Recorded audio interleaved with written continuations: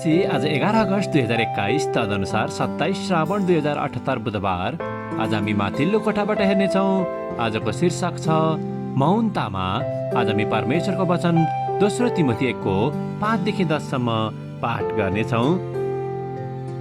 मलाई तिम्रो निष्कपट विश्वासको सम्झना हुन्छ, त्यो विश्वास जो पहिले तिम्री बजै लोइसमा थियो र तिम्री आमा युनिसमा अनि मलाई निश्चय छ त्यो विश्वास तिमीमा पनि रहेको छ।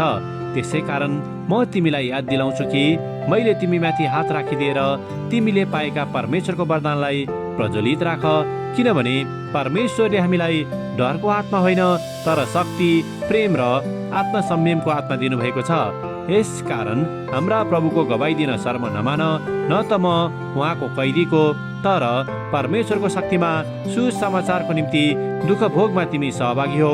उहाँले हामीलाई उद्धार गर्नुभयो र एउटा पवित्र बोलावटद्वारा बोलाउनु भयो, हाम्रो कामको आधारमा होइन तर उहाँको आफ्नै अभिप्राय र अनुग्रहको आधारमा हो, जो उहाँले ख्रिस्ट येशूमा युग युग अघिदेखि हामीलाई दिनुभएको थियो।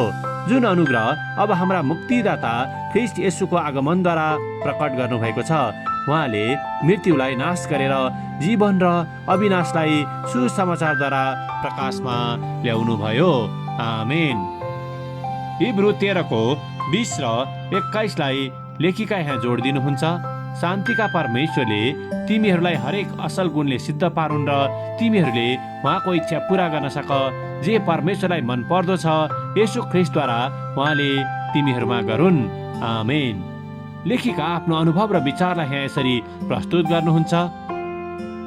मलाई माफ गर्नुहोस्, हामीले गर्न सक्ने अब केही थिएन। आकस्मिक कक्षका डाक्टरले शोक सन्तप्त परिवारलाई भने, तपाईहरूले अब च्याप्लेनलाई भेट्नुहोस्। एक वृद्ध महिला र उनको छोरा रुँदै र मलाई अप्ठ्यारो ढङ्गले हेर्दै अगाडि बढे। म आत्तिएँ।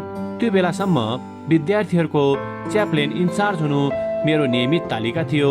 कसरी उहाँहरू नजिक जाने भन्ने कुरामा असहज र अनिश्चित भई मैले बुद्धिको निम्ति मौन भएर प्रार्थना गरेँ। त्यो रात मैले पत्ता लगाएँ कि सान्त्वना ल्याउने काममा परमेश्वरसँग हुन मसँग सही शब्दहरू वा अनुभव हुनु वा म ठिक उमेरको हुनु आवश्यक थिएन। म बस उपलब्ध र इच्छुक हुनुपर्ने रहेछ। दुःखमा परेका अपरिचितहरूलाई सहायता गर्न त्यो घडी परमेश्वरले विश्वासयोग्य रूपमा मलाई सुसज्जित पार्नुभयो। हाम्रो सहज क्षेत्रबाट टाढा जाने कुराले हामीलाई हाम्रो अघि हरेक कुराको सामना गर्न परमेश्वरले हामीलाई सुसज्जित पार्ने कुरामा भरोसा गर्न बाध्य तुल्याउँदछ।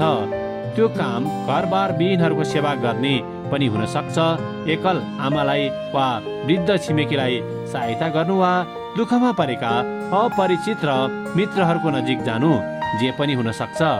त्यो काम असहज हुन सक्छ र गलत कुरा भन्ने वा गर्ने डरको कारण त्यो कामबाट पछि हट्ने परीक्षाको पनि हामी महसुस गर्न सक्छौँ।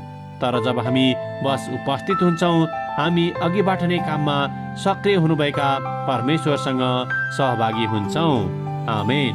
आजको विचार, कहिलेकाहीँ परमेश्वरले मौनताद्वारा आज बढी शक्तिशाली रूपले बोल्नुहुन्छ। प्रार्थना। प्यारो परमेश्वर, दुःखमा वा चोटमा परेकाहरूको निम्ति तपाईँको प्रेमपूर्ण उपस्थिति देखाउन हामीलाई बलियो पार्नुहोस्। हामीले बलियो भएर तपाईँको काम गर्न सकौँ। हामी बोल्नु पर्दा तपाईँ हामीद्वारा बोल्नु भएको होस्, येशूको नाउँमा। आमेन। आजको लेखिका सेरिग्राफ, कोलोराडो, अमेरिका। आजको प्रार्थनाको विषय अस्पतालका च्याप्लेनहरूको निम्ति।